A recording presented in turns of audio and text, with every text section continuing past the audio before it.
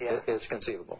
And I'm checking out the picture right now, and what your other caller said, roadway's right there. I'm 100% sure that, I mean, I'm definitely sure it's concept science. And they had just finished, they relocated from another spot in town, and they just put this facility up and running a matter of months ago. I mean, everything was brand new. It was up to code. I mean, literally brand new.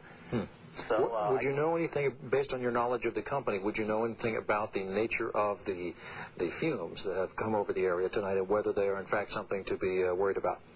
That I don't know. I mean, it could be any of a number of different chemicals, perhaps? Yes, there was various chemicals and powders, and who knows in a case when it's ignited like that, what's happening when they mix. I don't know that. Would you know whether there, in fact, in a place like this, would be a large number of employees on it at any given time, as opposed to a plant, say, that has a lot of automation and just a few people? Because we have no idea, no handle on how many people might be injured. Normally, I mean, even during the day when they were getting this operation up and running, there wasn't very many people in it. I don't understand why they would have people in there now, because it wasn't like they would have shifts going unless something really happened in a matter of 2 months of where production would really start. But even in that case, it was more of a self-sufficient type of business. It wasn't like you needed people on an assembly line. Well, I'll tell you what, a lot of people are hoping that you're right about that, right, so that there wouldn't be a lot of people in there at this point. What we've been told is the county calls it level 2 disaster, which means numerous injuries, so I wish we could get some better information than that. Where are you now? I'm in South Whitehall. I was, when I felt it was about 8:30. I'm north on Cedarcrest, and I was listening to a CD, and it actually stopped the CD player, the blast. It wasn't like an earthquake, though, I'll tell you that, because I did live through one of those. It was too sharp. Too sharp, and one time only, once and done, to be an earthquake, right? Okay, that's what it felt like as well to us here at Channel 69. It was like a big thump. Someone actually joked about perhaps furniture being moved upstairs. That's the kind of feeling that it has, and although we're pretty far away, I know those who were closer said it was much more of a shake than that. Do you smell anything where you are? No, we're upwind. Okay. Joe, thanks for the information on that, and I do hope, as you said, that this kind of plant, if it indeed is Concept Sciences, that would not have a lot of people there. Thanks for speaking with us.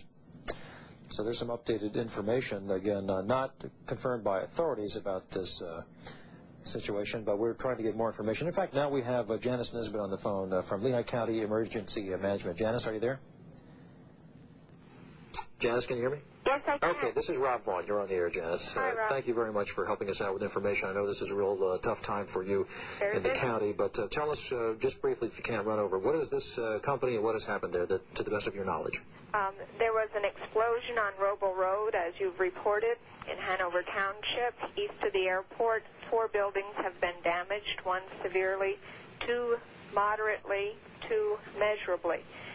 There is smoke, and there is some vapor of an undetermined nature, and as a result, they have set up a 1-mile perimeter. We've also advised people who reside near the area to stay in their homes. There is 1 confirmed injury that's been transported to a hospital, and another person who was extricated from the site, to my knowledge, uninjured. That is all the information that I have at this point. We hope to be setting up a command center for the media, and we will be contacting you with that very shortly. Janet, I hate to do this. I'm getting several bits of information simultaneously. Can you just really quickly run over again that injury count and someone being taken from the scene? I didn't hear you. At this point, we have 1 confirmed injury that's been transported to a local hospital. Okay. And 1 person who is extricated from the site, to my knowledge, uninjured. Okay, and do you know whether there are other people on the site? Do I know if there are any other injuries? I do not have that information at this time. Okay, or whether, in fact, there were other people there, say a workforce? I have no additional information about other individuals that may be involved in the actual site. Okay, the last caller we had before you said it was a place called Concept Science. Would you know if that's correct? At this point, we have been unable to confirm that, and we will be getting back with you as soon as we have additional information on that. I know you need to go. I'll let you go. Thanks a lot, Janet. Thanks, Rob. Bye-bye. Okay. Janice Nisbet with official information there coming from Lehigh County Emergency Management, and reiterating some of the information we've been able to pass on to you a little bit earlier tonight, which is to the effect that 4 buildings were damaged here. The initial reports now about injuries do sound good, to the extent that we have not had multiple injuries reported, at least.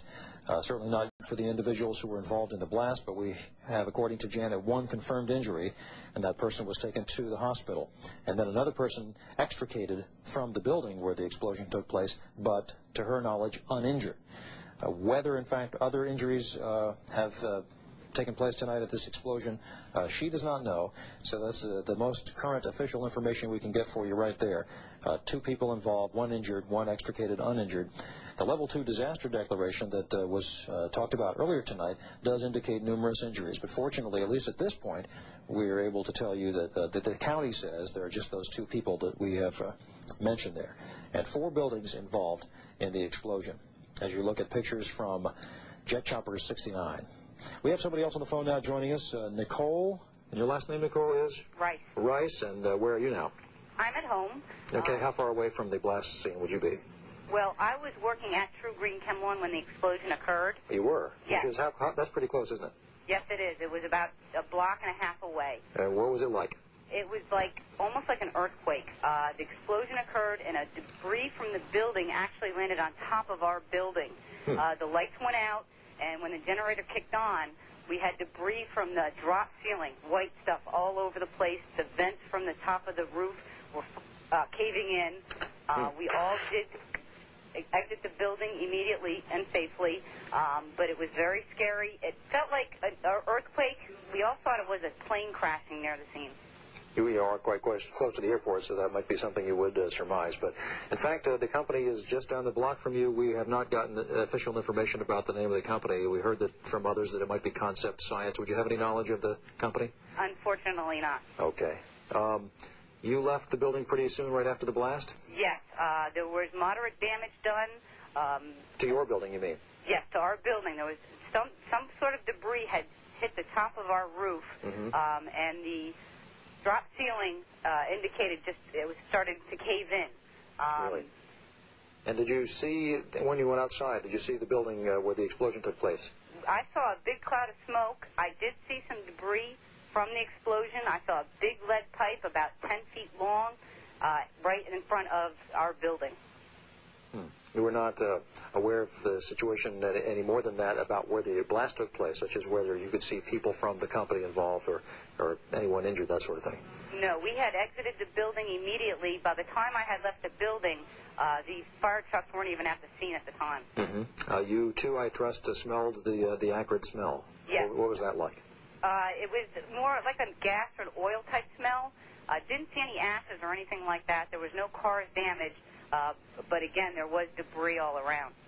Do you know whether you will have a work shift tomorrow? Has the company told you anything about the status of your building and so forth? Well, we will definitely not be at work tomorrow. There was moderate damage done to the building, and we cannot report to work tomorrow. Okay. Nicole, thank you very much. I'm glad people are okay. I trust there were no injuries in Chem Lawn? No injuries whatsoever. Everyone's gone home? Yes. Okay. Thank you very much for speaking with us, Nicole. Thank you. Okay, we get a fuller picture now of what's been happening this evening at about 8:15. This is live. This picture you're seeing from Jet Chopper 69 as emergency crews surround the buildings where the explosion took place this evening. One building, perhaps we can presume, is where the explosion actually was centered, the building that is most severely damaged.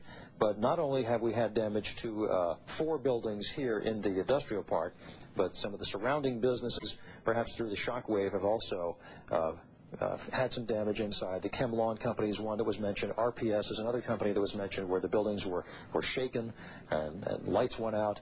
And it was definitely a traumatic experience for folks in the industrial park in general and not just on the scene of this company. Andy Ryan is also covering this for us. Andy, perhaps you can